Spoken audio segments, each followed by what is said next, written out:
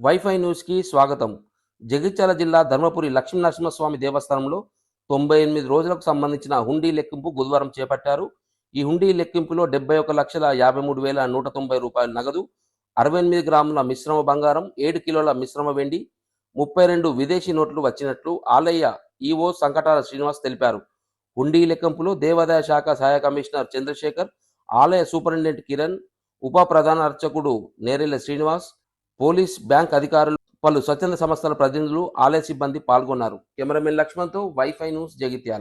భక్తులతో మనవి చేయనగా తెలంగాణ రాష్ట్రంలోని జగిత్యాల జిల్లా ధర్మపురి పుణ్యక్షేత్రమైన శ్రీ లక్ష్మీనరసింహస్వామి వారి దేవస్థానంలో భక్తులు మొక్కుబడిగా వేసిన కానుకలు ఈరోజు ఉండిలలో వేసిన కానుకలను ఈరోజు విప్పి లెక్కించగా ఈసారి 98 రోజులకు రికార్డు స్థాయిలో రూపాయలు 71,53,190 రూపాయలతో పాటు మిశ్రమ బంగారం 68 గ్రాములు, మిశ్రమ వెండి 7 కిలోల 400, అలాగే వివిధ దేశాల కరెన్సీ నోట్లు 32 రాబడినవి. ఈ ఉండి లెక్కింపు కార్యక్రమము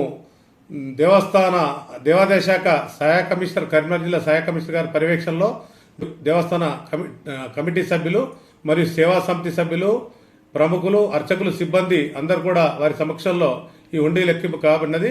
కావున భక్తులు స్వామివారిని మొక్కుకొని మొక్కుబడిగా మనకు ఉండిలో సమర్పించిన కానుకలను ఈరోజు రికార్డ్ స్థాయిలో రాబడినది. కావున భక్తులకు తెలియజేయడమైనది.